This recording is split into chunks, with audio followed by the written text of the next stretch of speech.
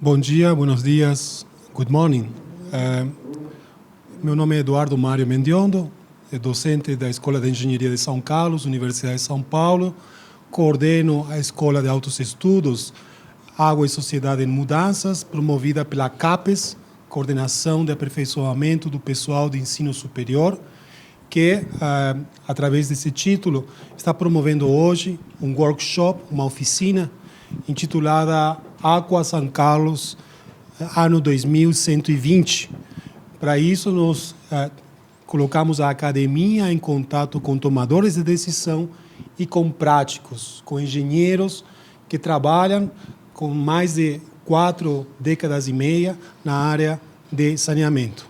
E para mim é um prazer enorme, nesse momento, receber o professor Benedito Rodrigues, docente também do Departamento de Hidráulica e Saneamento da Escola de Engenharia de São Carlos, USP, para trazer sua experiência vindo da prática, vindo de projetos. Muito obrigado, professor Benedito, por estar aqui conosco e compartilhar esse momento tão importante, fundamentalmente para as novas gerações, que consigam capturar a sua experiência, seu aprendizado, seu ensinamento, para prospectar um saneamento melhor para São Carlos e para o Brasil. Muito obrigado, Benedito. Eu que agradeço a oportunidade.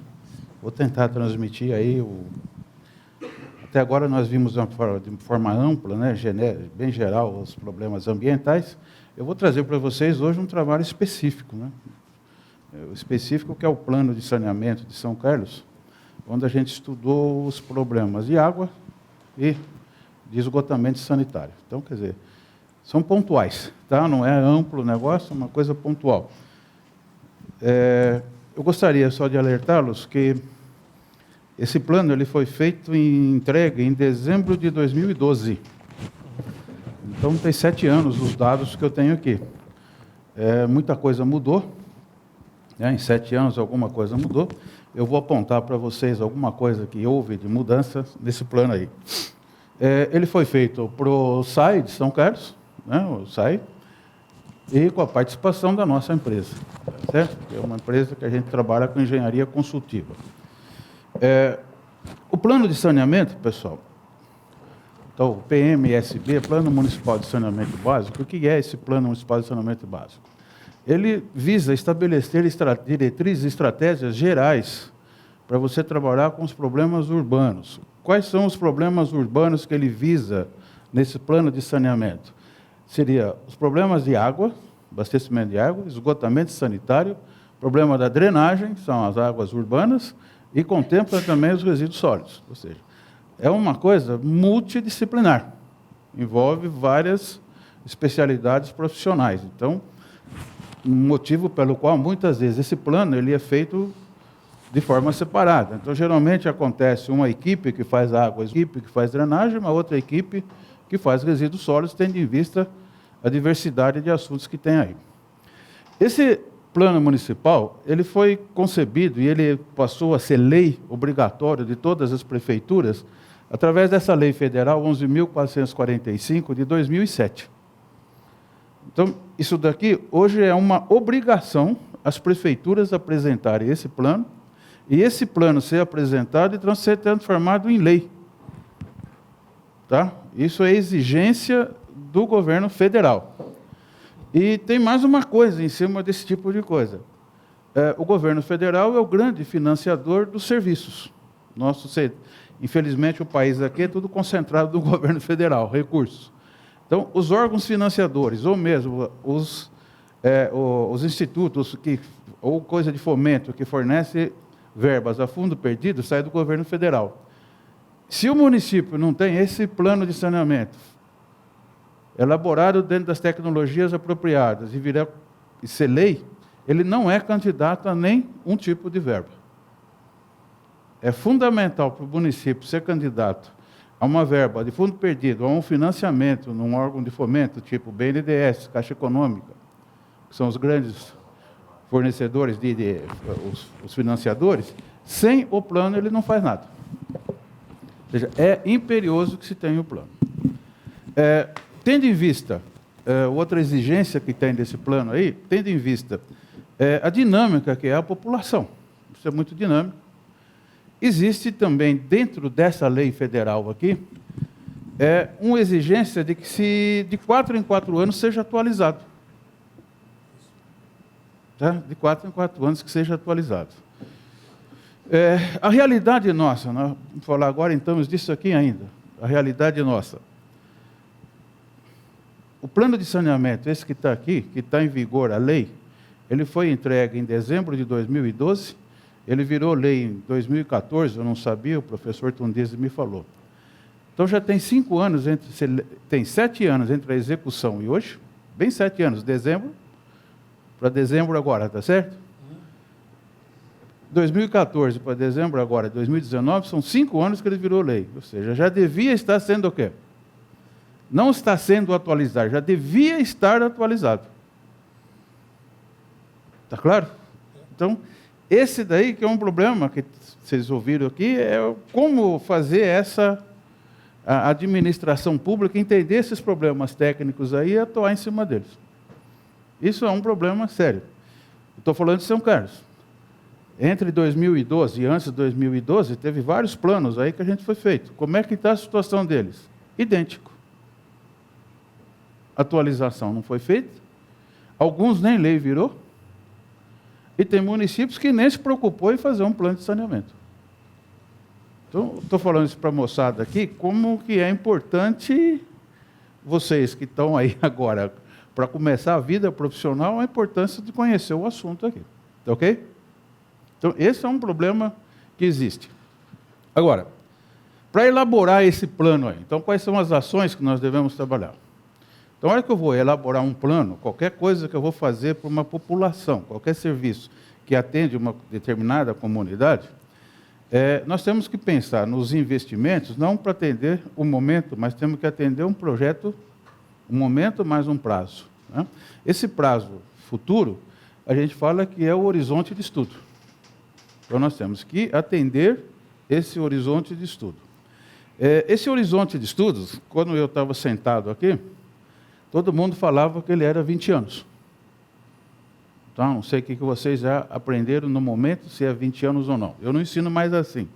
Hoje, esse 20 anos aqui está se trabalhando para 30 anos ou mais.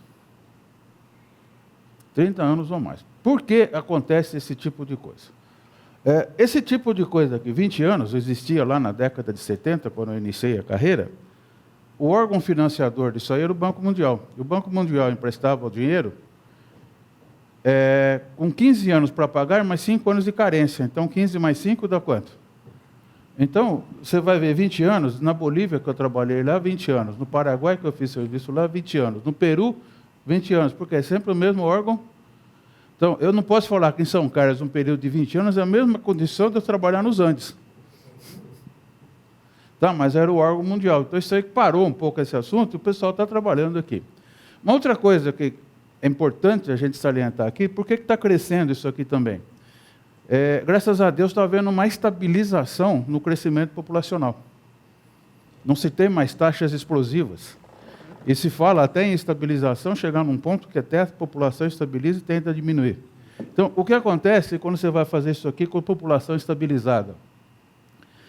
Você divide o investimento em 30 anos, então o custo per capita é menor do que dividir para 20 anos.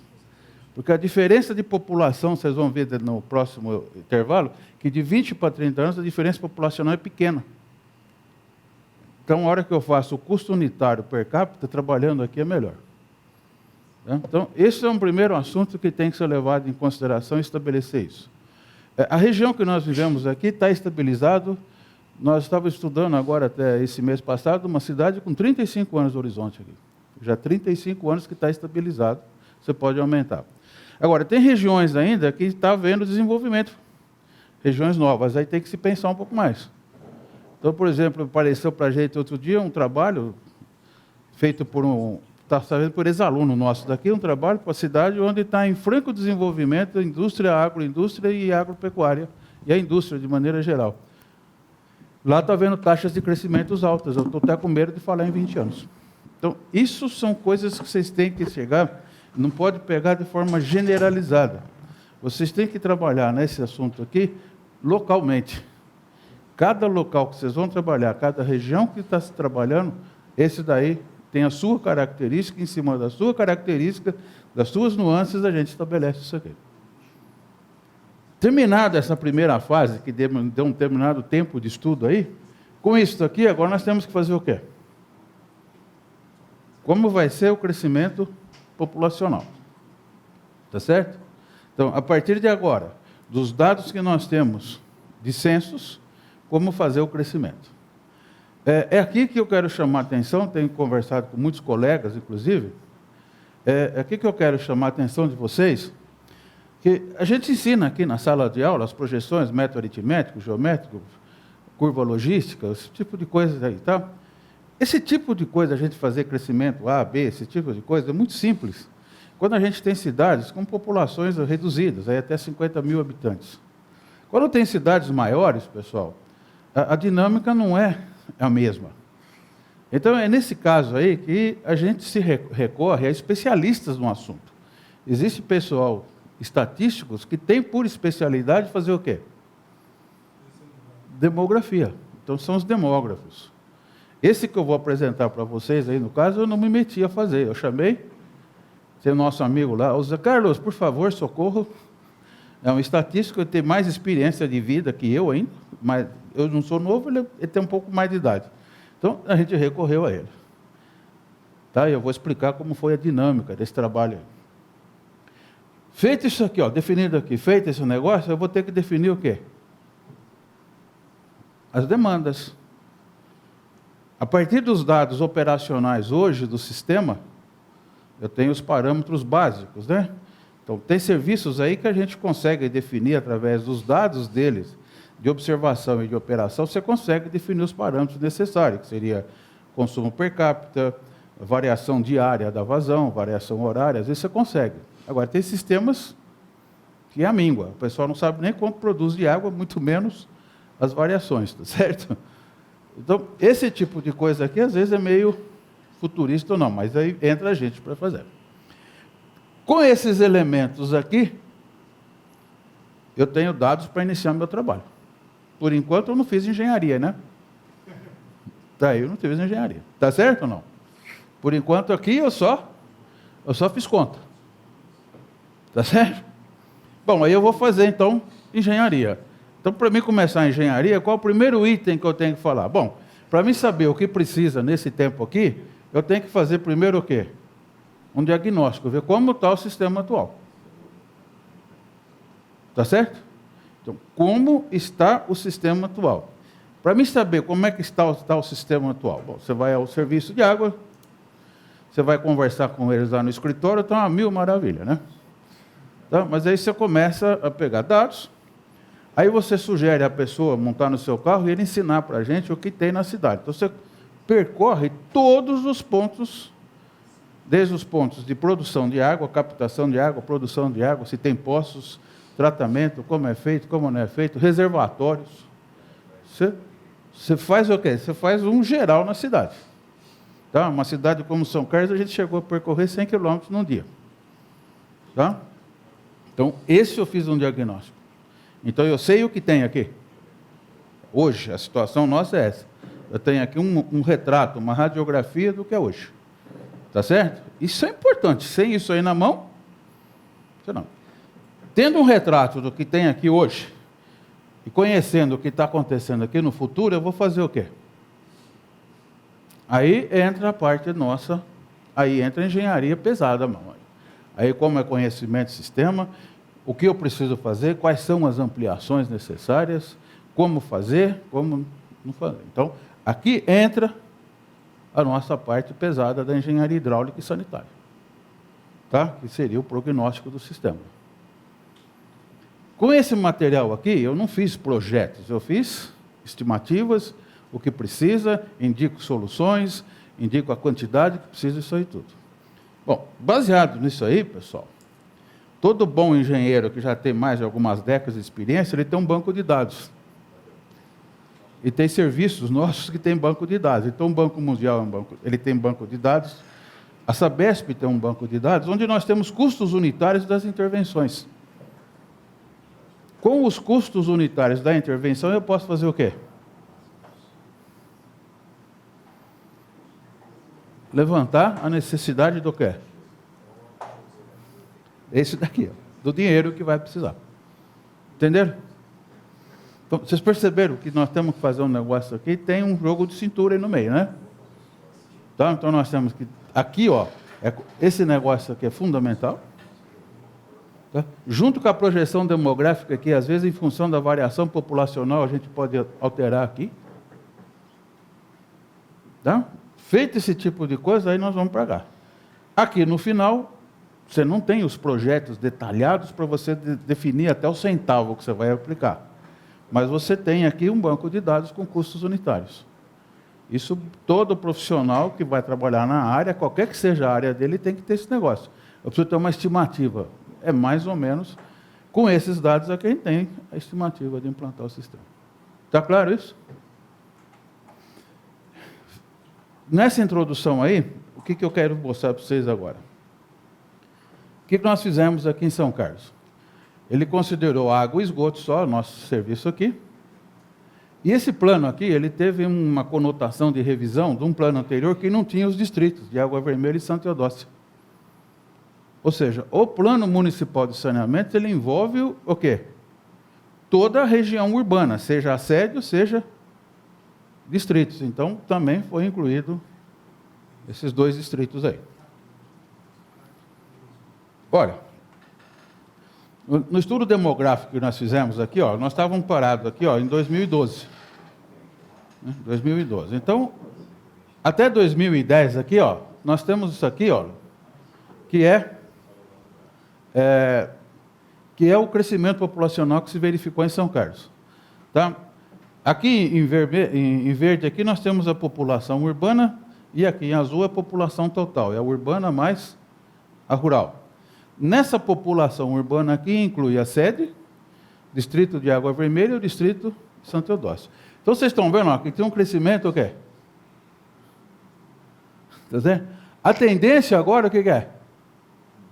É daí para estabilizar, quer dizer, não está uma coisa variando assim tão... Né? Então seria isso daqui. Para fazer esse tipo de coisa aqui, aí nós pedimos socorro para o demógrafo. Aí veio um demógrafo em São Carlos, o que ele fez? Nós corremos a cidade inteirinha com ele. Eu tenho que mostrar um negócio aqui, peraí que está. O mouse some aqui, viu?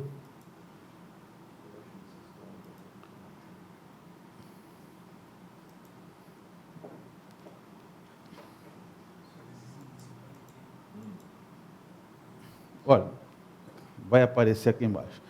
A gente pegou a cidade de São Carlos, olha, pegamos aqui a cidade de São Carlos. Eu vou pôr um pouco maior só para explicar geral, depois eu vou ampliar isso aí. Tá? Aqui é a Zona Norte, aqui é o Sul, tá? Leste e Oeste. Aqui é a Universidade Federal, aqui nós temos o nosso campus aqui, tá certo? E aqui está o outro campus 2.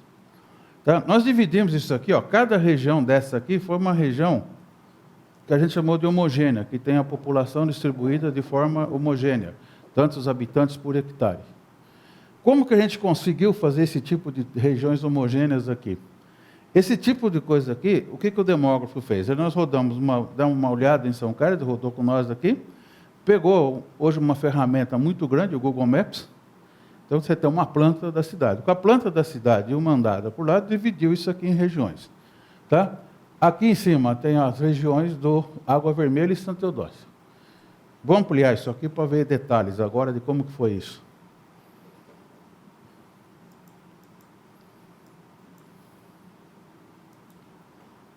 Para quem não conhece o município, é bom também mostrar a primeira figura lá em cima, como que é o município onde está a cidade.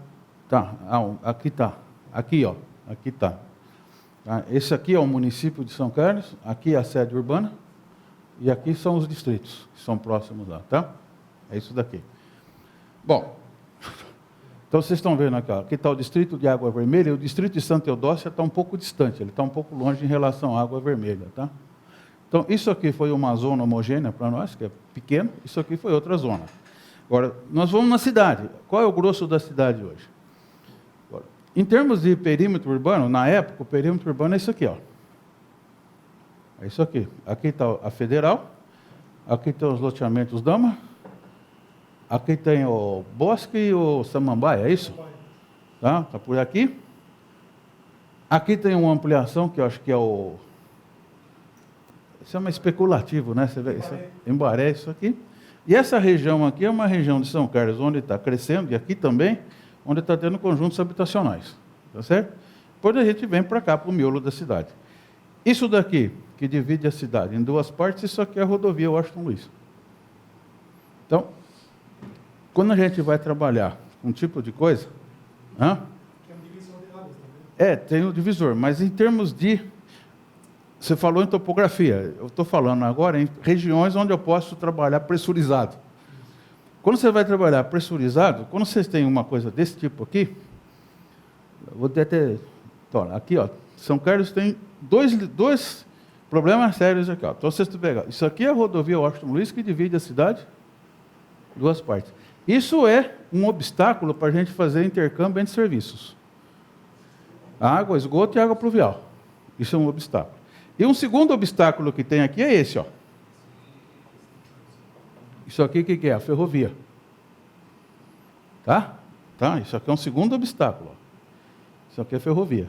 Tanto que vocês observam que quando a gente põe zonas características, é bem claro, zona característica de um lado e do outro. Ó. Isso também são obstáculos para a ocupação. Tá certo? O que nós fizemos com isso aqui? Em função disso aqui, foi prevista a população. Então, a população prevista, pessoal, população prevista, os valores que nós obtivemos foi isso aqui, ó. Com 30 anos, a partir de 2012, era 2042. A população urbana total atinge população total do município, 289 mil. E a população urbana, 285 mil. Isso aqui está incluído as sedes, distritos aqui, a sede mais os distritos. Aqui é um problema que já foi falado hoje. Olha, de 289 mil para 285 mil, olha, aqui está dando 4 mil e poucos habitantes somente na zona rural. Ou seja, a cidade está se transformando inteiramente urbana.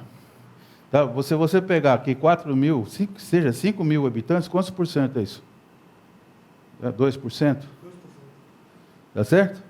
Então, esse é um detalhe, isso vem ano a ano diminuindo. E tem cidades que nós trabalhamos já, onde aqui tinha 50 mil, aqui tinha 49 mil. Então, são coisas hoje que a gente tem que levar em conta. E houve aqui um problema sério, pessoal. Como eu comecei a trabalhar aqui nesse meio aqui, tinha muito saneamento aqui que tinha o Planasa. Aqui, a década anterior, houve uma invasão muito grande do campo para a cidade. Então, as taxas de crescimento da cidade eram grandes. Então, os projetos que fazia aqui, fazia com taxa de crescimento irreal. Era o quê? Era a mudança do rural para urbana. Então, tem serviços aqui que foi feito nessa década, que terminava aqui, que está atendendo até hoje. Então, esse é o erro também quando vai se trabalhar com a previsão de população. Entenderam? É um erro, você não pode ficar trabalhando com o que aconteceu aqui. Tá? Então, esse negócio aqui foi mais bem distribuído. E daqui para frente ainda, não estou mostrando aqui, mas esse estudo, na época que a gente estava com o Demócrito, ele põe um estudo para frente aqui, ele chega em 300 e pouco aqui, não chega muito mais que 320 mil, é saturação de São Carlos. Entenderam o que eu falei? Saturação. Então, se a gente está pensando que São Carlos vai daqui explodir, né? Nós estamos aqui hoje, olha, nós estamos por aqui hoje. Não mais, né? Está aqui assim, está entre esses dois aqui. Tá? Quando eu chego para mim e falo, São Carlos tem 250 mil habitantes. Não tem. São Carlos tem, no máximo, a cidade 220 mil e o resto é distrito. Não é isso? Então o pessoal também exagera esse tipo de coisa. E daqui para frente, pensando em saturação, é 310, em torno disso, satura a cidade.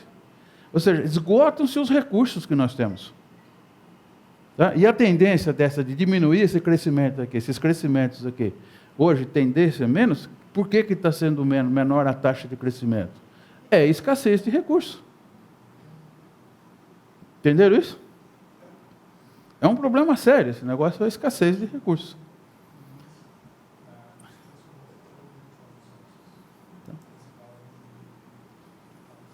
Então, olha, pessoal, voltando ao nosso assunto, então vocês estão vendo que esse negócio aqui, olha, não tenha um crescimento muito maior do que aquilo lá. Percebe?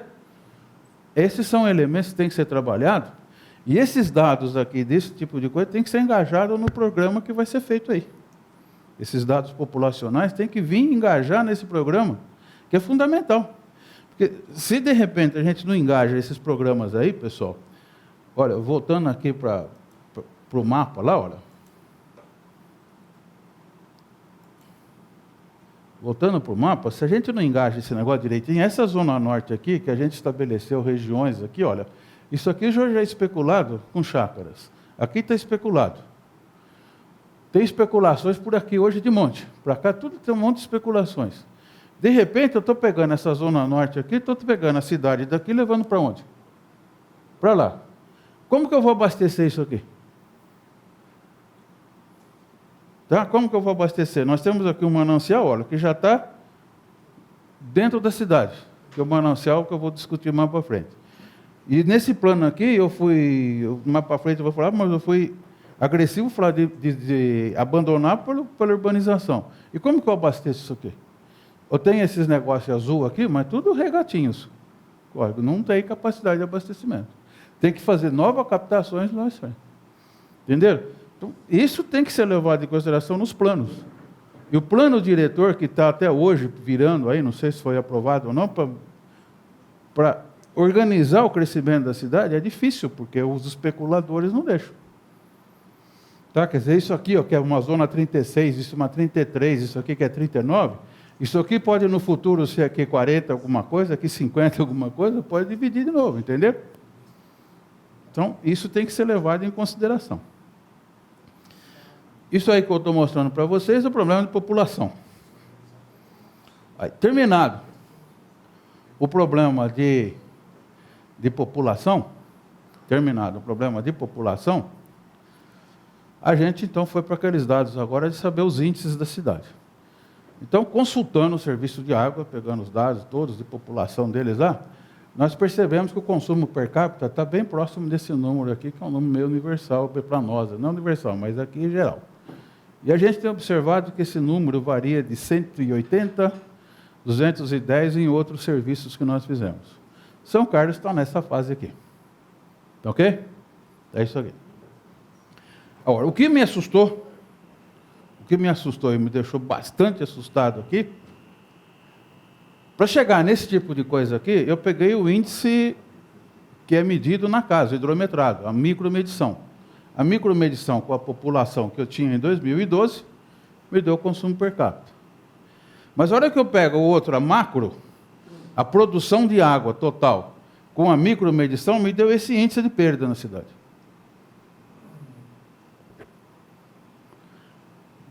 Praticamente quase 50%, ou seja, metade da água produzida é o quê? Perdido.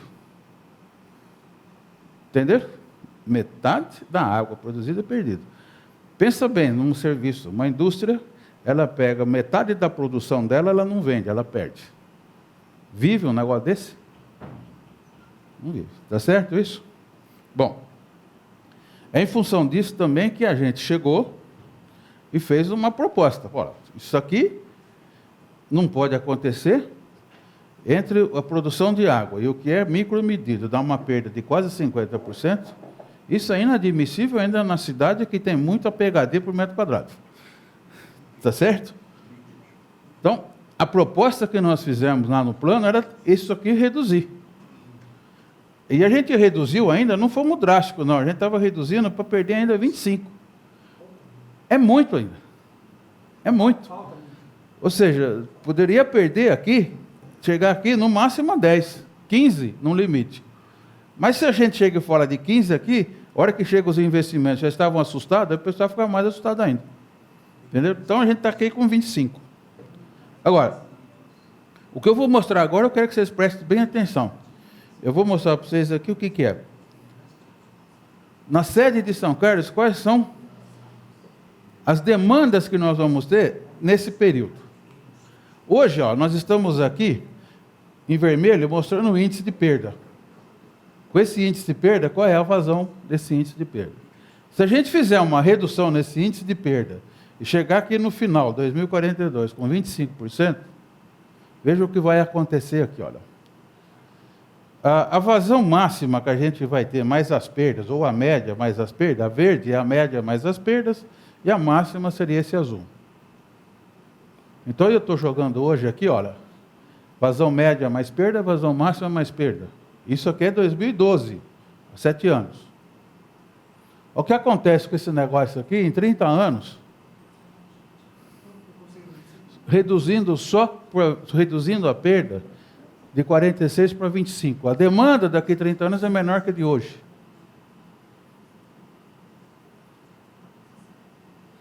A demanda em 30 anos, ó, então, os dois gráficos estão aqui mostrados para vocês aqui. Ó. A demanda em 30 anos fica menor do que a demanda de hoje. Então, esse é um detalhe que até eu tive uma conversa com o professor Tundizi, que ele falou que no meu plano eu não falei em reuso. Olha o reuso da água aqui. Só de diminuir perda não é reuso? Então, eu vou consumir menos água lá do que hoje. Entenderam isso? Se atender esses níveis. Isso, se você fizer esse tipo de coisa aqui, atender esses níveis aqui, é simples. Basta querer trabalhar. Pode perguntar. Isso é o consumo da Para aí que temos que gravar, porque... Isso é a redução do consumo do indivíduo no uso diário. Como? Isso é o consumo que a cidade tem no uso diário. Você está dizendo assim, eu uso para lavar prato, para tomar banho. Consumo, é isso. vazão necessária Isso, para tá. atender a O cidade. consumo para a produção de alimento dessas pessoas, para a produção dos meios de... Na atividade da cidade, do dia a dia. Então, mas a atividade inclui comer, o Sim. carro... Não, tudo bem. Não. Para produzir alimento numa agricultura convencional, como é que fica em torno do link que o próprio Tundizi comentou? Não, pera. Então, como é que é isso, Espera, entendeu? você está indo para outro campo. É outro campo, é isso? É outro campo. Você está pensando Isso aqui eu tô só no falando abastecimento urbano, residencial. Estou falando urbano abastecimento de água. Não estou falando da necessidade de agroagricultura. A necessidade de água em agricultura, a hora que você vai para a agricultura, se você pegar o que precisa, a população em agricultura, se a população consome 20% total, a agricultura é 80% no mínimo. Isso, é isso que eu quero... A produção de alimentos Tá, é é esse isso que eu negócio quero... aí. Tá. Tá, é diferente. Isso aqui eu estou falando problemas urbanos. Tá. É bom a gente entender que os problemas urbanos também faz interface com problemas rurais, né? Acho que não dá para a gente só Sim. entender a água de um jeito. Mas, assim, eu só queria... É isso que você está contando, né? Tipo, a minha casa. Quer dizer, se eu diminuo o que eu consumo, a gente já consegue ter essa...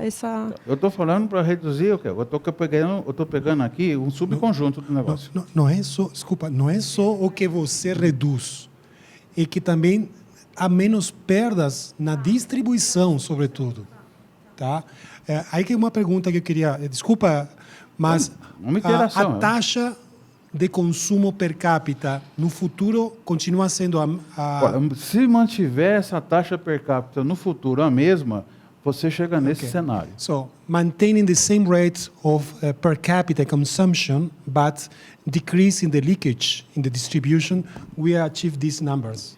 But a taxa de consumo continua a mesma. Se permanecer a mesma. Ok? Tá? Ainda Porque eu não você estou falando aqui nos programas educacionais de reduzir isso também. Ok. Entendeu? Tá? O sistema, pessoal, é que é tão alarmante a situação dos nossos sistemas que é muito alarmante. É alarmante a situação do nosso sistema. Como que pode? Isso aqui não é nem hoje. Hoje nós estamos aqui, nós estamos aqui em 2020. Tá? Isso aqui era em 2012. E hoje, em 2020, eu duvido que está nisso aqui. Está nesse patamar aqui. Eu duvido, que eu não vi obra na cidade para fazer esse tipo de coisa. Tá? Passaram-se já 7 anos aqui. She's feeling that. Tá certo?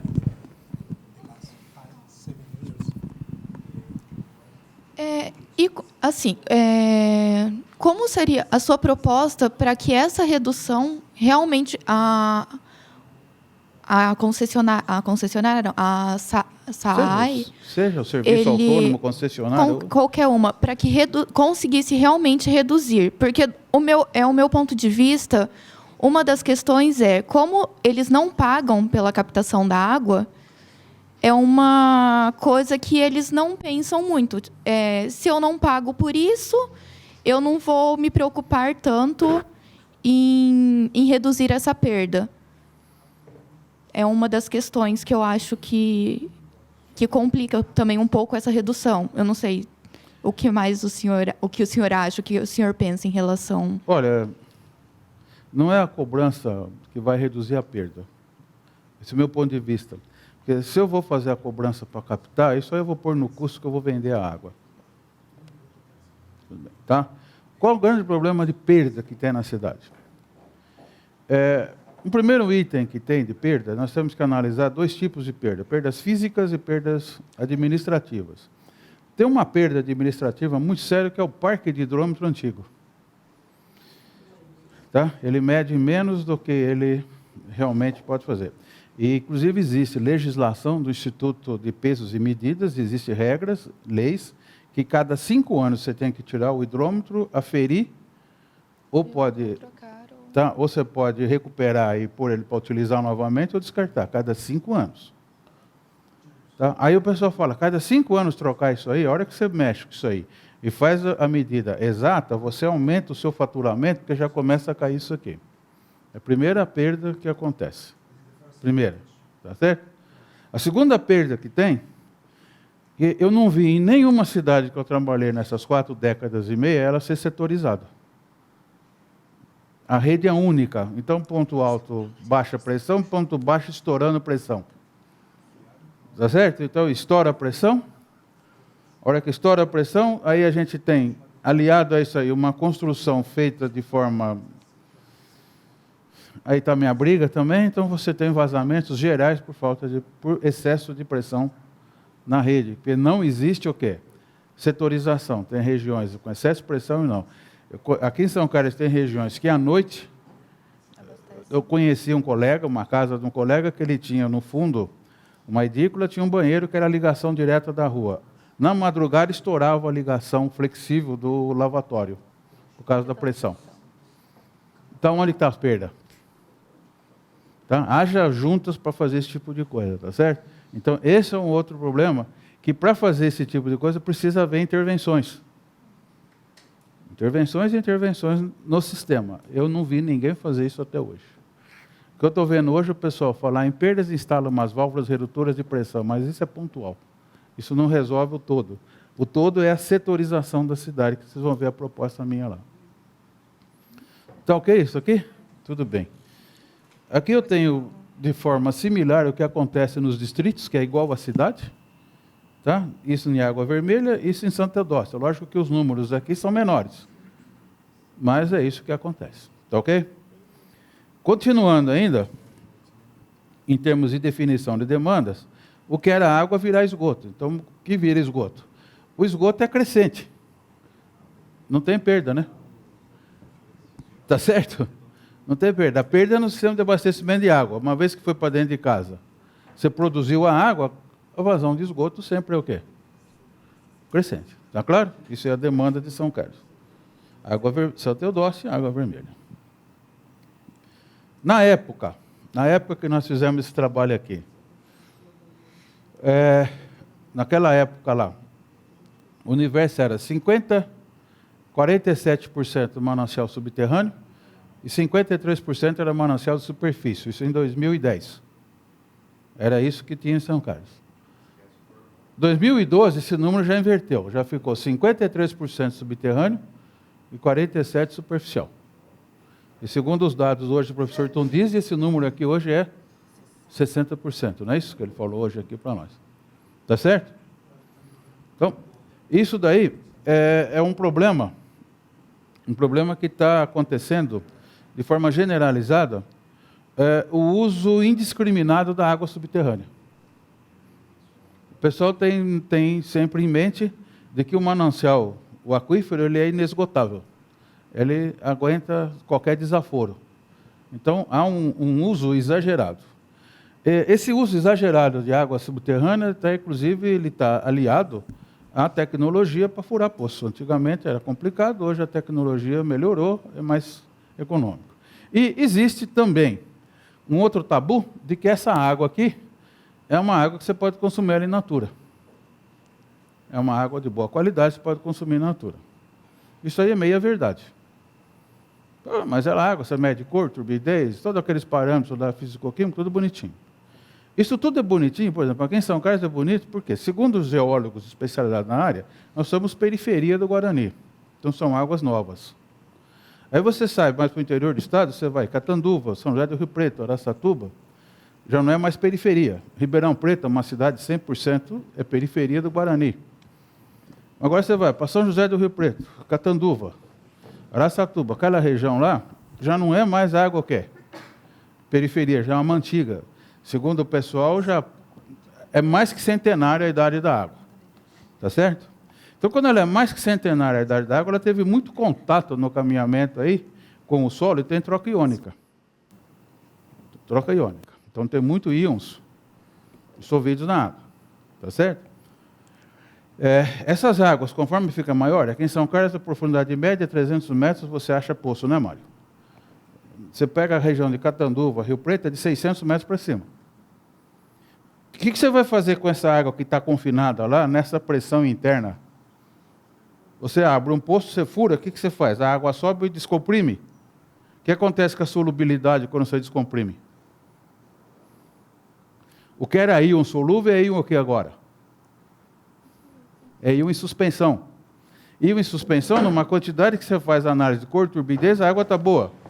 Mas você põe ele para distribuir, começa a criar problema de incrustações na rede. Aí formam incrustações. A rede que era desse tamanho, fica assim. Vocês estão falando besteira? Acho que vai besteira. Quando você chega no serviço de água e esgoto de São José do Rio Preto, em cima da mesa da recepção, tem um tubo com um corte, tudo bonitinho aparelhado, parece um mármore o negócio. Um tubo desse tamanho assim, tem um filetinho de água assim. O que é isso? Incrustação iônica. E uma vez que eletroquimicamente tem um tubérculo, um íon incrustou, aí, meu filho, o negócio vai embora. Está potável essa água? Está segura essa água?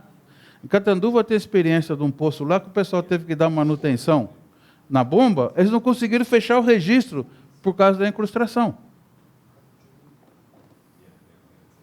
Você sabe o que é você ter que substituir uma bomba vazando água lá que você não fechou o registro porque está incrustado, o registro não conseguia fechar? Então eu pergunto para você, é uma água bonitinha? Legal?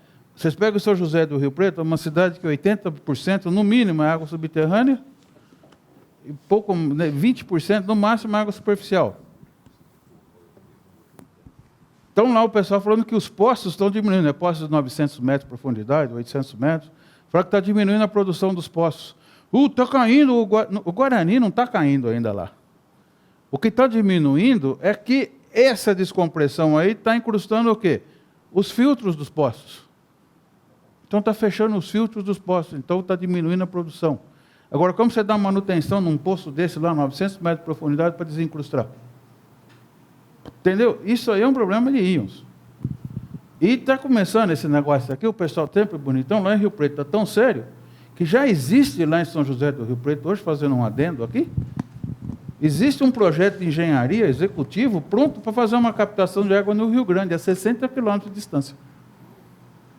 E parar a dependência desse aqui e ir para onde? Tá? Esse é um conceito que nós temos que parar. Qualquer coisa. Aqui em São Carlos eu via, por exemplo, durante... vai sair... diretriz, poço. Poço. O que é isso? Entendeu? Nós temos que tomar cuidado com esse tipo de coisa aí, de fazer esse negócio. Tá, ó. Desses 47% aí, olha, que na época era coletado, era cerca de 500 a 550 litros por segundo a vazão de captação. Captação principal do Ribeirão do Feijão, onde era mais ou menos lá 60% dessa água no feijão. Então, lá na captação do feijão, seria uma vazão lá, mais ou menos, de 300 litros por segundo, é a vazão lá de captação. Esse é um problema sério de São Carlos. A extensão é grande, parece aqui quase 17 quilômetros, mas mais que essa extensão aqui, é isso aqui, ó. Desnível geométrico que tem de lá para cá dá 170 metros. Isso dá uma altura manométrica exagerada. Entre o feijão e aqui. Entre o feijão e a Ita. Tá? Então, isso daqui é grande. Isso é um problema sério topograficamente regional. Para vocês terem uma ideia, a captação d'água lá em São José do Rio Preto, com 60 quilômetros, dá uma altura manométrica um pouco maior de 100, é plano. Então não é tão cara a água como aqui. Está claro isso? Então, esse é um problema que uma vez deixa o pessoal meio... Assim, ó, vamos ampliar o feijão? Ele tem a captação lá onde eu posso dobrar e fazer mais uma adutora. É esse tipo de coisa aqui que o pessoal, às vezes, tem um pouco de receio de ampliar o feijão. E é caro a água lá, tá certo? A outra captação que tem é o córrego do Espraiado. Perdão, mas é caro lá e também está sendo caro nos poços subterrâneos. Ou seja, só um comentário. Não, que eu acho importante. Eu vou falar Você isso, fez um comentário que cobrança pelo uso da água talvez não resolva, mas o que nós vemos é que o custo da operação e manutenção, tanto da água subterrânea como superficial, e a expansão desses sistemas, na realidade, só vê um horizonte cada vez mais caro. Só estou fazendo uma síntese. Eu vou completar, inclusive, o que você está falando. Obrigado. Tá? Eu vou completar. Olha, só para vocês terem, no captação do feijão, lá são 200 litros por segundo, aqui no Espraiado. Que na época que eu fiz esse plano, eu sugeri desativar. Porque começou a urbanizar monstro lá, parece que parou um pouco, né? Parece um pouco, acordaram, estão segurando. É um manancial que está aqui, veja bem uma coisa, ó, 4 quilômetros de adução e um desnível de quanto? Apenas 40 metros. Isso é uma água barata, tá certo? Olha, veja bem, ela é barata, essa daqui, em relação à outra. Agora, o que o Mário falou de negócio de poço? Aí eu tenho um poço lá, que eu furei ele, está lá um poço, eu furei ele, tem um nível dinâmico aí que está a 100 e poucos metros de profundidade. Não é isso? Nível dinâmico, 100 e poucos metros. Qual é a altura manométrica? Esses 100 e poucos metros. Então, cada poço é uma adutora que tem altura manométrica similar ao feijão. Cada poço. Está vendo? Isso aqui é 170. Cada poço aqui é perto disso. E com um detalhe, pessoal, um detalhe muito grande que aí vem os nossos colegas de hidráulica. Você escolheu uma bomba aqui para fazer a captação superficial, você escolhe ela, inclusive, para trabalhar no ponto de máximo rendimento. Para bombear água de poço, as bombas, nem sempre você consegue fazer isso. Então, nem sempre você tem um rendimento adequado disso aí. Então, essa história que a água subterrânea é barata, porque não tem que tratar. É barato porque não tem que tratar? Não tem que tratar em termos. Aonde nós estamos periférico, não tem problema. Aonde não é periférico, tem esse íon. Como você trata esse íon? Muito mais caro que tratar água superficial. Isso daí, pessoal, é o que eu posso falar para vocês aqui. São 150 poços, mais ou menos, explorados pelo SAI aqui. É muito poço aqui em São Carlos. Tá certo? Então, isso aí pode comprometer, inclusive, muita água, exploração demais. Isso só explorado na região, tá? 224 é pelo SAI, tem mais de 150 poços na região. A hora que você começa a ver o raio de ação, coisa não dá mais, tá certo? Então, isso é o problema. Quando a gente fez esse trabalho aqui, a gente propôs fazer a cidade aqui, nós dividimos ela em 6 regiões de zonas de expansão. Então, nós chamamos aqui das zonas urbanas 4 regiões e 2 regiões que seria do outro lado a região norte lá. Então, mostrando isso para vocês no mapa.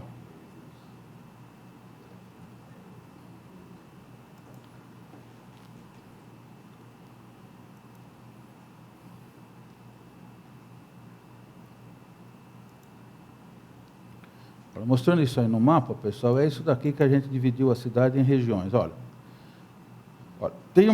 como que a gente dividiu a cidade em regiões? Aquilo que eu falei. Tem aqui um obstáculo e aqui outro obstáculo. Então, tem aqui a zona 3, que é essa região.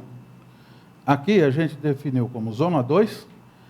Aqui nós definimos zona 1B, tem a zona 1A, e para lá a zona de expansão A e B, que é depois do perímetro urbano. Está claro?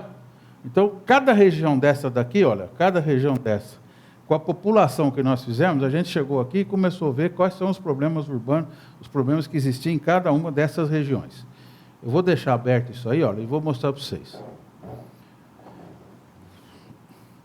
As zonas de expansões que lá para o Templo Norte, as demandas de água lá tem uma falta de água desses valores aqui, ó. Tem demanda reprimida lá. Falta água. Você vê que está faltando água lá. A zona 1A, que está aqui, também tem falta de água, tem demanda reprimida. E essa zona 1B, ela vai ter demanda reprimida no futuro. Enquanto que para cá, o que está acontecendo? Está sobrando, e no balanço global, o que está acontecendo? Está sobrando. Isso porque não existe intercâmbio entre as produções. Tá? Então, precisa aumentar a produção aqui? Não precisa aumentar a produção aqui, eu tenho aqui. Só que eu tenho que pegar daqui e fazer o quê? Mandar para lá. Isso é um problema que não existe a interligação entre os centros produtores. Então, você teria que fazer um anel para fazer a interligação entre centros produtores. A hora que eu faço essa interligação, o investimento é só tubulações de interligação, não é aumento de rede, não é aumento de captação, não é aumento de tratamento. A água está aqui, ó, tem que ir para onde? Tem que ir para lá. Tá? Isso é uma obra barata. E o pessoal reclama aqui, então fura a poça aqui. Esses dias estão falando que faltou água aqui, furar um poço aqui na São Sebastião. Para com isso. Para. Está aqui a água. Tem que transferir. Está claro? Então, isso é um problema que nós temos que chamar a atenção e segurar isso daí. Tá? Nos distritos a coisa está mais ou menos tranquila. A água vermelha está equilibrada, agora em água Santa Teodócia falta água também lá. Tem uma demanda reprimida. Isso aqui teria que aumentar a produção lá. Claro? Esse é o que acontece com a água aqui em São Carlos. Então, se a gente vê em termos de reservação, os distritos estão ok. Lá sobra, aqui falta um pouquinho de reservação. Tá? O que a gente falou esse negócio aqui?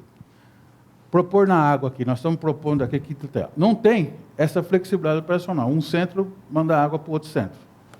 Dá problema de manutenção no poço da Santa Felícia, falta água lá porque aí sobra água no resto. Não tem essa coisa lá, tá? Então, fazer esses anéis aqui para transferência de água, a proposta é nossa. E não tem a setorização. Aqui está o que você me falou da perda. Okay. A dificuldade no controle de perdas, não tem setorização. Esse é o diagnóstico de São Carlos, que eu tenho a impressão que permanece essa coisa aí hoje. Quais foram as propostas de água? Olha lá, desativação da captação despraiada a médio prazo, 2022. Isso aí eu fui contundente, viu, Mário? Tá? E eu, à medida que vai desativar isso daqui, nós pusemos duas alternativas. Ampliar a captação do Feijão ou buscar água no Ribeirão do Quilombo. Então, ampliar isso daqui, mais 200 litros por segundo, buscar 200 litros por segundo, que é o quê? Isso aqui que saiu. Isso parece que brecaram o negócio aí, está melhor. Então, na revisão, teria que rever isso daí. A alternativa A teria um custo de implantação de 14.860.000 na época. A alternativa B, 13.400.000. B é o quilombo. O custo de operação, B, tá? Esse daqui dá 12 milhões e 100 mil, isso aqui 13 milhões. Os dois juntos aqui somado, custo global, em torno de 27 milhões aqui e 27 milhões e 200 aqui. Você vê que as alternativas, em termos de investimento, uma é maior que a outra, mas uma dá mais operação, você vê no custo global, a mesma coisa aqui. Isso aqui o pessoal descartou, o pessoal não está fazendo. Não foi feito nada disso. Tá? A situação do feijão, situação legal, não está equacionada, tem que outorgar. Tá? Ele tem maior garantia de manutenção, porque ele está mais longe da cidade, tá certo? E tem menor custo em relação ao quilombo, porque o quilombo também, o desnível é grande. Agora, a captação do feijão ela é excelente em conservação. Então, da proposta nossa aqui, era fazer ampliação lá do feijão, que já existe lá.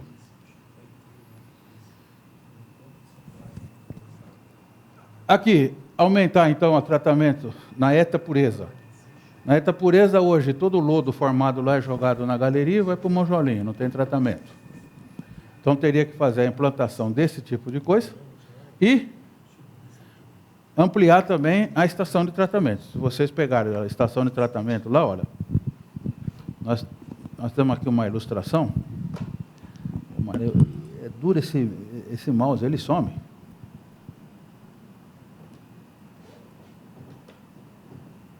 Está aqui. Olha, temos da ETA Pureza, ó. Isso aqui é a ETA hoje. Daria para ampliar a produção dela aqui? Tá? Dá para ampliar com decantação, filtro, isso aqui, os procuradores têm capacidade e tem um terreno aqui onde pode ser implantado o sistema de tratamento de lodo. Esse sistema de tratamento de lodo hoje não está sendo implantado, porque não tem dinheiro fora de jogar na ET. Tem problema. Problema à vista. Se implantar esse tipo de coisa aqui, você recupera 100% da água que joga fora. Se implantar o tratamento de lodo aqui, você recupera 100% da água que joga fora hoje como lodo. Tem uma cidade aqui próxima a Pirassununga que implantou esse negócio aqui, equivale a 1 hora de captação de água, 1 hora a menos de adução de água só com a recuperação do tratamento de lodo. 1 hora a menos é muito dinheiro. Tá certo? Então, são coisas que precisam ser levadas em consideração e o pessoal não leva. Tem aquela ETA lá do SEAT, que é um negócio lá que é sangrar a adutora, isso desativa. Isso não tem sentido, tá? Agora, limitar a exploração dos poços aí, ó. Uma vez que vai economizar água, deixar os 14 poços maiores trabalhando, porque vai diminuir perda. E trabalhar 20 horas por dia no máximo, que é a padronização.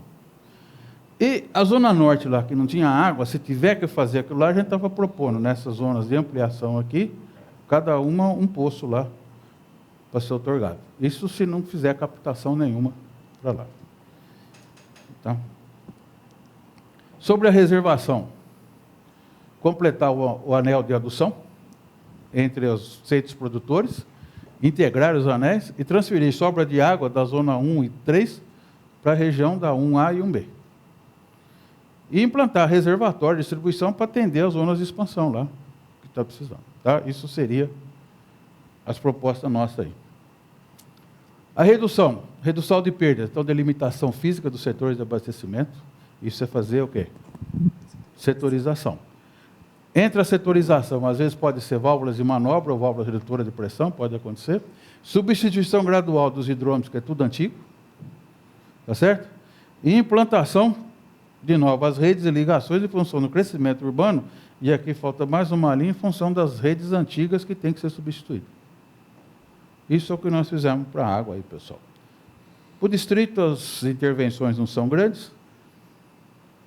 Aí nós fomos para a coleta e afastamento do esgoto. Na coleta e afastamento de esgoto, quando a gente fez esse tipo de coisa, tem que parar, Mário, então estou em cima da hora, como é que está? Nós estamos em cima da hora. Mas quantos slides são? Tem muito. Tem todo o esgoto. Todo o esgoto. So, it's only water supply. There is wastewater also for one municipality. Ok. Talvez poderíamos fazer assim, porque também é importante, tem perguntas que estão chegando na internet. There are questions coming from the internet also. E teríamos que também haver um certo debate. O problema é o horário, como nós temos um horário.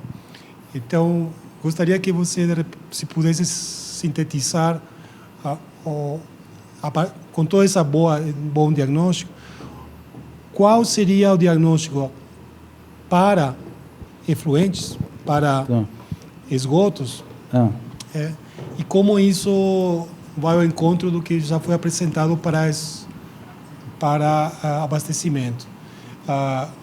As soluções são...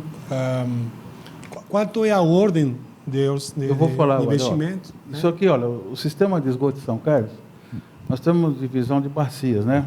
São divisões de bacias pesadas. Vou ampliar um pouco isso aqui. Eu vou passar rapidinho isso aqui, depois eu posso fazer o seguinte, Mário, numa outra oportunidade eu apresento para os alunos aí. Pode ser. Tá? Vamos lá, olha. Essa região norte aqui, ó, toda essa região daqui para lá, só que é uma bacia que vai para lá.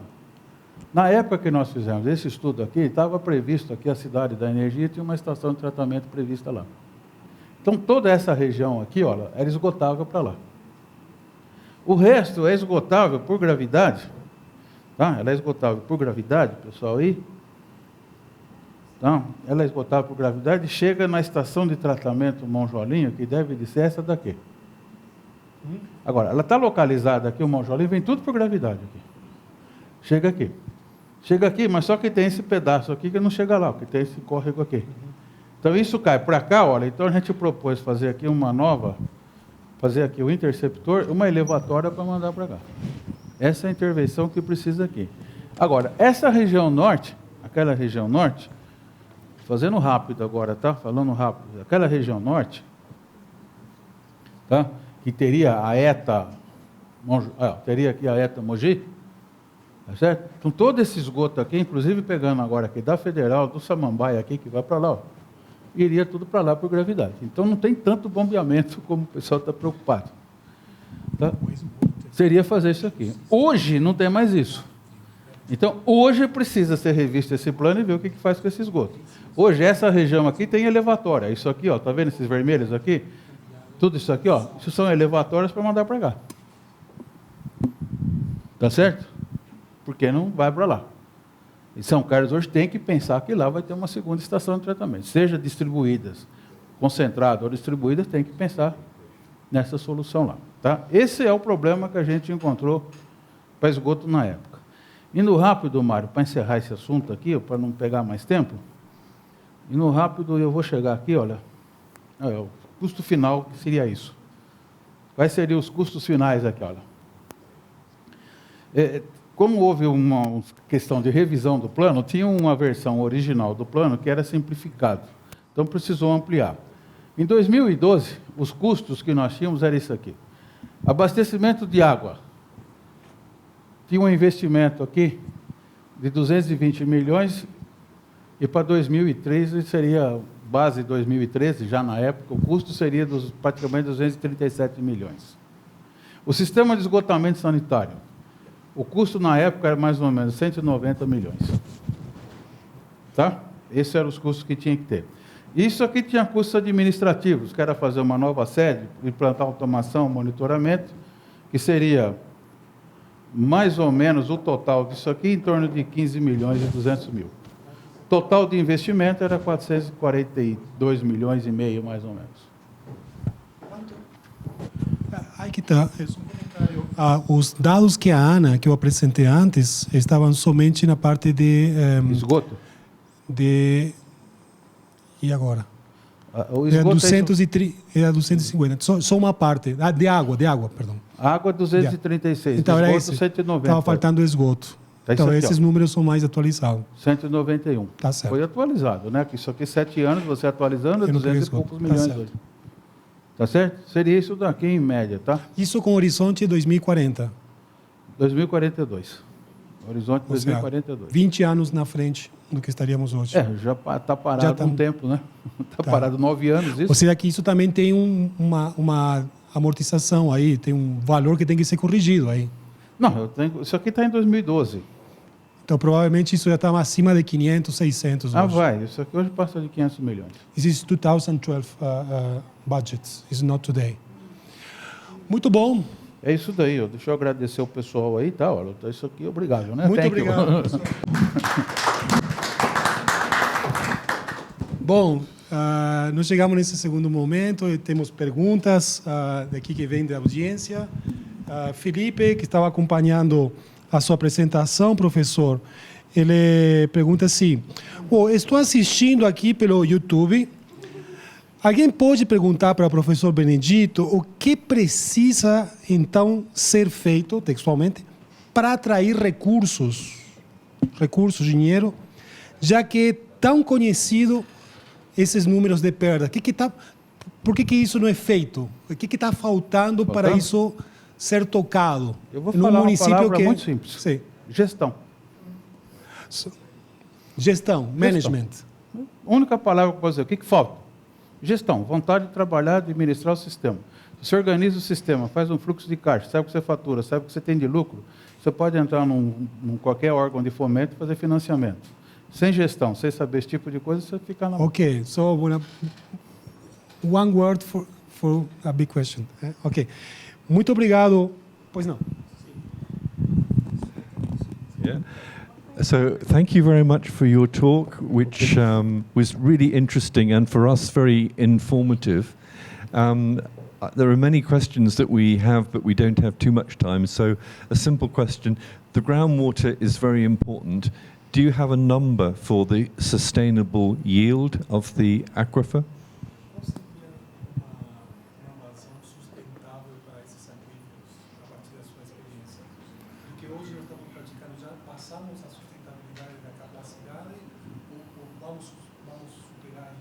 Olha, esse estudo não existe ainda.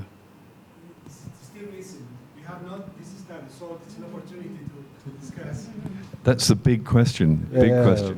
Isso daí, ó, quem está desenvolvendo alguma coisa podia responder melhor é o Edson. O Edson, our director. Ele está estudando esse assunto. Ok. Yes. Foram falados então dos problemas no saneamento, que, enfim, são bem conhecidos. Até a pergunta anterior, né, perguntou o que faltava. Na sua opinião, falta gestão para conseguir implementar todas essas ações.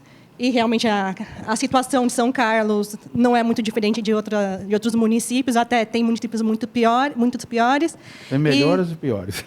Isso. Você acha que com a nova lei do saneamento isso pode melhorar ou enfim? Qual é a sua opinião? É uma pergunta, olha, eu vou falar para você o seguinte, tiro aqui? Eu vou te falar o seguinte, quando eu comecei a trabalhar, né, eu me formei aqui em 1974, em setembro, formei em julho de 74, em setembro já estava com o CREA na mão, comecei a trabalhar na área, fiquei na área um pouco acadêmica também. Sempre existiu planos. Eu escuto desde 74 que eu estou na área, planos para universalizar o saneamento, plano de universalização, plano de universalização. Terminada a década de 70, veio a década de 80, foi perdida, o país não fez nada, mas entrou 90, planos disso aqui, planos daquilo, faz plano de saneamento, exige isso, exige aquilo. O que eu posso falar para você com os meus 68 anos de idade, 45 anos de profissão, que eu vou falar que eu vou ser meio São Tomé, acredito vendo. Ok? A minha experiência de vida é essa, eu não quero desanimá-los. As coisas que tem hoje para trabalhar hoje, está aí. O trabalho é árduo, não é simples, não. Vocês têm muita coisa pela frente aí para trabalhar, mas eu tenho essa experiência, né? Até hoje eu só vi plano A, plano B, plano C, Planasa, aí acaba o Planasa, não tem outro plano, agora tem regular. Professor, mas então, tem todo sentido pensar longo prazo, não somente como um exercício teórico, e sim como um dever da gestão pública e da parceria público-privada. So, long-term vision is not an education exercise very abstract, but it should be a mandatory management daily action at the public and private partnerships for all local citizens and also the decision makers. Ou seja, visionar a longo prazo não significa estar aqui fazendo um jogo de futuro. It's not a future game. Olha, eu vou responder ainda dentro da minha experiência, né? From my experience. Olha, enquanto que não houver uma maturidade política, onde você ser político, ser um administrador, você é um administrador, não fazer política de interesse. There's a big difference between to be a politician and to be a manager. Essa é a minha opinião. We need managers. Tá? O interesse é me manter, não a população. Enquanto não tiver um conceito de que a população é o alvo. The feeling that usually for politicians, the long-term plan is the next 4 years to be re-elected. And for environmental issues and water urban cases, in the long term, this is several administration steps. Professor Benedito Rodrigues, o senhor está convidado, aliás, está convocado para a próximo curso.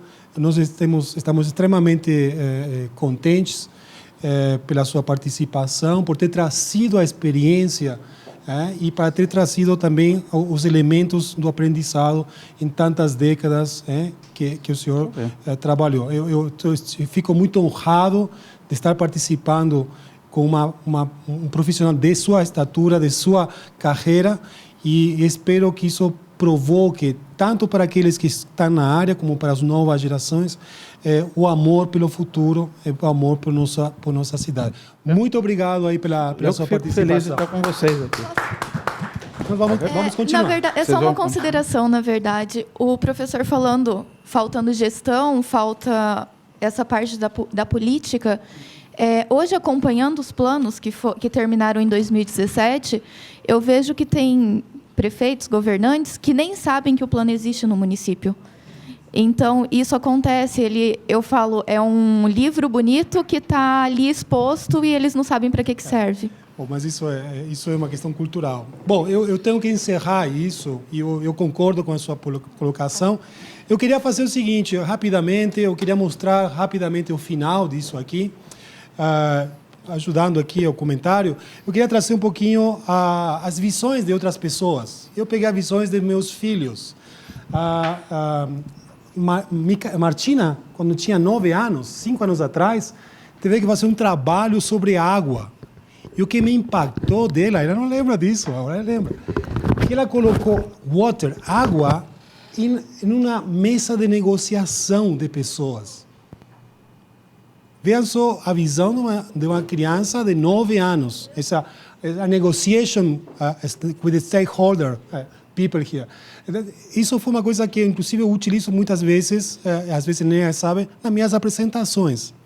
Recentemente, o terceiro filho, Theo Tafarello Mendiondo, estávamos lendo sempre esse livro muito bom, The Wild Robot, de Peter Browns, é bem interessante, sobre o futuro. E ele falava, pai, no futuro nós vamos precisar de robots para ajudar as pessoas a cuidar da água, a cuidar do ambiente. Essa visão da tecnologia vindo. Isso aqui é o desenho dele. Então, isso também, essas visões do futuro, eu acho que nós precisamos também trabalhar a experiência, a decisão e também o que as novas gerações pensam sobre isso. E eu acho que isso são visões para a água e para o futuro. O caso de São Paulo, eu continuo falando, São Paulo, se houver um trabalho de gestão, São Paulo cidade, 20 milhões de habitantes, nós conseguimos com 2% do PIB da região metropolitana de São Paulo, salvar praticamente Cantareira. Fazendo um trabalho dentro das casas e das indústrias, ataque às perdas e... dentro de casa, ataque às perdas e proteção a mananciais. 2% do PIB, Cantareira de poupança. Brasil, com suas 5.560 municípios, uma diversidade enquanto a população e a áreas de risco, trabalhando favelas, o monitoramento ainda é muito precário, porém está aumentando. Temos centros como o CEMADEM trabalhando a resiliência da população aos desastres, secas, inundações, enxurradas, deslizamentos. Todo ano, infelizmente, morre gente disso. No caso dessa região aqui, São Carlos está aqui, Araraquara, Jaú, Bauru. Isso aqui é o Rio Tietê, está passando aqui. Vejam só que interessante, 2010, ano 2010, 2025, 2050. A primeira coluna é disponibilidade hídrica superficial e a segunda é demanda. Vejam só como São Carlos, praticamente, nós já estamos superando a demanda da oferta superficial. E em 2050, isso vai aumentar mais a demanda. Enquanto que temos regiões, por exemplo, como Bauru, no caso do Bauru aqui, onde a demanda já supera há bastante tempo a oferta. Isso são cenários que o Comitê de Bacia, Tietê-Jacareí já tem, está no plano de bacia. O problema já está. Como temos regiões como o Jacareí-Pepira, onde ainda essa crise ainda vai se deflagrar nos próximos 40, 30 anos. Então, nós temos essas informações são públicas. São Carlos, avaliação do milênio, ano 2025, 2050, 2075, 2100. Um cenário muito ruim, onde praticamente toda a cidade fica cinza, tudo fica grey.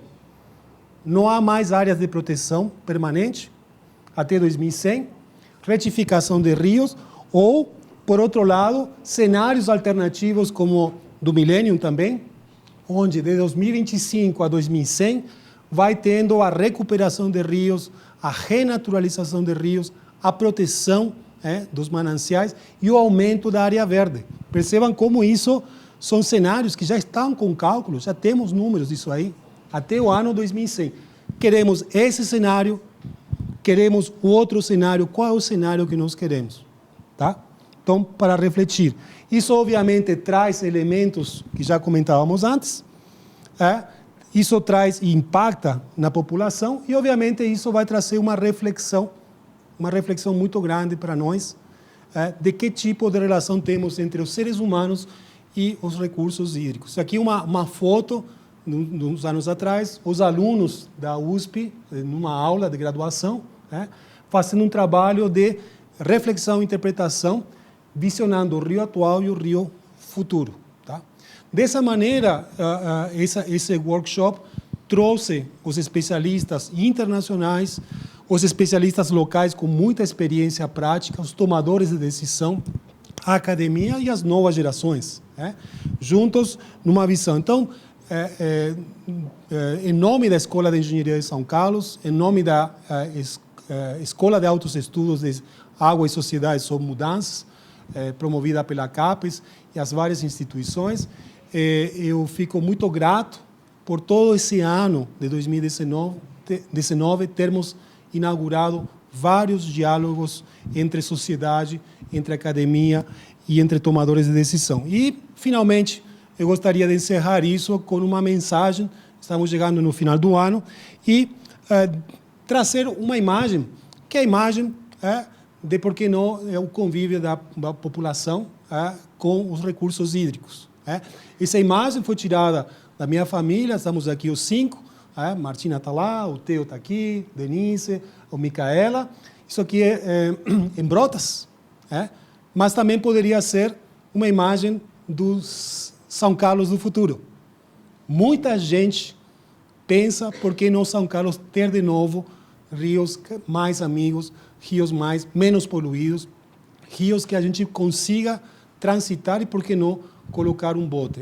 People are asking why not in the future São Carlos could be boats in the rivers, joining and making leisures very close to the floodplains.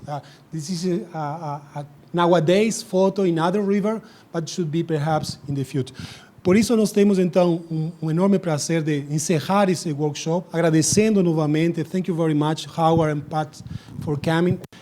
Muito obrigado, professor Benedito, aos presentes, e esperamos então que vocês tenham umas felizes festas, happy holidays to you all, e que tenham um bom retorno à casa. Muito obrigado a todos, a equipe do CETISC, a Júnior, a Hudson, Marcelo, a toda a equipe aqui, a pós-graduação. Também agradecemos muito o apoio de sempre. Muito obrigado a todos e que tenham um bom final de semana. Obrigado.